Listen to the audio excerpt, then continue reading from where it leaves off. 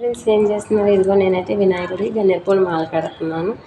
వినాయకుడికి చాలా ఇష్టం విఘ్నేశ్వర స్వామి. విఘ్నాలన్నీ తొలుగుతాయి గన్నేరుపూల మాల కానీ, ఒక్క గన్నేరు పువ్వు పెట్టినా సరిపోతుంది. అలానే గరికి కానీ అతనికి చాలా ఇష్టం అన్నమాట. చవితి రోజు వినాయకుడికి ఇలా గరికి కానీ గన్నేరు పూల మాల కానీ వేస్తే చాలా మంచిది ఫ్రెండ్స్.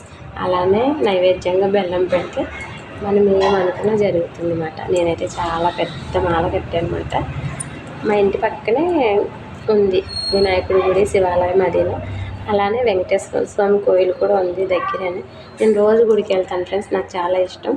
పొద్దున్న తెల్లవారు లేచినట్టు దీపం మీద పెట్టేసుకొని పాప స్కూల్కి దిగబెట్టి వచ్చాక ఇలాగే ఏదో పూలమాల ఏదో పట్టుకొని రోజు గుడికి వెళ్తాను. నాకు చాలా ఇష్టం గుడికి వెళ్తాను. నలుగురితో మాట్లాడితే లేనిపోని గొడవలు వస్తాయి. అది గుడికి వెళ్ళామనుకో ప్రశాంతంగా ఉంటాయి. అందుకని నేను రోజు గుడికి వెళ్తాను.